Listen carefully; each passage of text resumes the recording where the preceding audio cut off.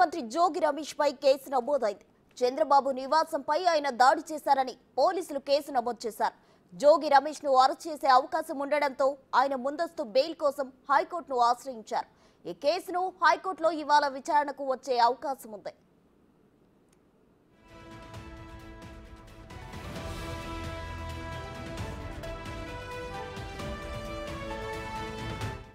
మాజీ మంత్రి జోగి రమేష్ ను కేసులు వెంటాడుతున్నాయి. అధికారంలో ఉండగా ఇష్టానుసారంగా వ్యవహరించారు మాజీ మంత్రి జోగి రమేష్. చంద్రబాబు నివాసంపై వందల మంది కార్యకర్తలతో దాడికి ప్రయత్నించారని ఆరోపణలున్నాయి. అగ్రిగోల్డ్ ఆస్తుల్లో సీజ్ చేసిన భూమిని అక్రమంగా రాయించుకున్నట్లు జోగి ఫ్యామిలీపై ఆరోపణలున్నాయి. విజయవాడ పాయకరావుపేట సమీపంలో 26 సెంట్ల స్థలాన్ని సర్వే నెంబర్ మాపుతో రిజిస్ట్రేషన్ చేయించుకున్నాడని టాక్ ఉంది. జోగి రమేష్ అక్రమాలపై పోలీసులు విచారించి ఆ నివేదికను డీజీపీకి సమర్పించారు.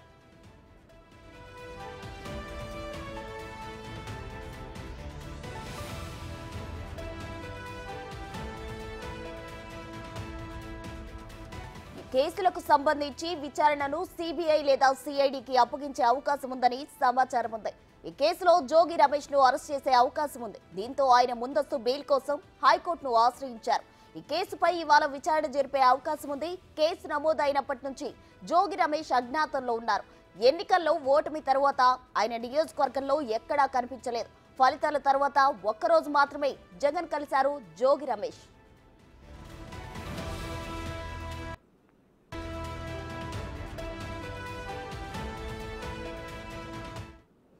మరిన్ని వివరాలు మా ప్రతినిధి శివ లైవ్ లో అందించడానికి సిద్ధంగా ఉన్నారు. శివ, చెప్పండి. అయితే చంద్రబాబు ఫ్యామిలీపై, వారి ఇంటిపై దాడి చేశారు అని జోగి రమేష్ పై అయితే ఆరోపణలు ఉన్నాయి. దీనికి సంబంధించి ముందస్తు బెయిల్ కోసం ఆయన అప్లై చేయడం జరిగింది. ఓవరాల్ డీటెయిల్స్ ఏంటి? ప్రస్తుతం మొత్తం మీద చూసుకుంటే ఆంధ్రప్రదేశ్లో రాజకీయాలు శరవేగంగా మారిపోతున్నాయి. మాజీ మంత్రి జోగి రమేష్ అధికారం ఉన్నదే పరమాదిగా ఇష్టానుసారంగా వ్యవహరించిన పరిస్థితి కనిపించింది. ఆయన అధికారాన్ని అడ్డుపెట్టుకుని ఆయన సొంత నియోజకవర్గం పెనమలూరు, అలాగే గతంలో పోటీ చేసి ఓడిపోయిన మైలవరం నియోజకవర్గం విజయవాడ సిటీలో ఇష్టానుసారంగా వ్యవహరించిన పరిస్థితి కనిపిస్తోంది. దానికి నిలువెత్తు సాక్ష్యమే అప్పటి మాజీ ముఖ్యమంత్రి, ప్రస్తుత ముఖ్యమంత్రి చంద్రబాబు నివాసంపై జోగి రమేష్ నేతృత్వంలో కొంతమంది వైఎస్ఆర్సీపీ నేతలు ఆయన నివాసంపై దాడి చేసేందుకు ప్రయత్నించారు. ఆయన నివాసం వద్ద గేటు దాకా వెళ్లిపోయారు. తీవ్ర ఉద్రిక్తత వాతావరణం కూడా చోటు చేసుకుంది. ఈ ఘటనకు సంబంధించి కూడా అప్పట్లో తెలుగుదేశం పార్టీ నేతలు తాడేపల్లి రూరల్ పోలీస్ స్టేషన్లో ఫిర్యాదు చేశారు. కానీ 2 సంవత్సరాలు గడుస్తున్న ఆ కేసు మాత్రం అక్కడే ఉంది. కానీ తాజాగా ప్రభుత్వం మారడంతో హోంమంత్రి అనిత తాడేపల్లి చంద్రబాబు నివాసంపై దాడి, అలాగే తెలుగుదేశం పార్టీ కేంద్ర కార్యాలయంపై దాడి, 2 ఘటనలు కూడా ఆమె బయటికి తీపిచ్చి మరీ శరవేగంగా దర్యాప్తు చేస్తున్నారు. దీంట్లో A1గా జోగి రమేష్ని తెలుగుదేశం పార్టీ నేతలు పెట్టినట్టు తెలుస్తోంది. ప్రస్తుతం జోగి రమేష్ అయితే అజ్ఞాతంలోకి వెళ్ళిపోయిన పరిస్థితి కనిపిస్తోంది. ఎన్నికల ఫలితాల తర్వాత ఆయన కనుచూపు మేరల్లో కూడా ఎక్కడా కనిపించలేదు. కేవలం ఒక్క రోజు మాత్రమే ఆయన నియోజకవర్గానికి కూడా రాలేదు. కేవలం జగన్మోహన్ రెడ్డిని కలిసి మాత్రమే వెళ్ళిపోయిన పరిస్థితి కనిపించింది. ఇటు కార్యకర్తలకు కానీ నేతలకు కానీ ఎవరికి కూడా ఆయన అందుబాటులో లేని పరిస్థితి వచ్చింది. తాజాగా చూసుకుంటే ఎన్నికలకు నియోజకవర్గం ఆయన తిరుగుతారు.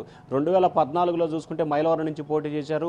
2019లో పెనమలూరు నుంచి, 2024కు సంబంధించి కూడా చూసుకుంటే మరొక నియోజకవర్గం, ఇట్లా రకరకాల నియోజకవర్గాల నుంచి ఆయన పోటీ చేస్తున్న పరిస్థితి కనిపిస్తూ ఉంది. సో ఈ నేపథ్యంలో ఎప్పుడు ఏ నియోజకవర్గంలో పోటీ చేస్తారో ఆయన ఒక అయోమయంలో పడ్డారు.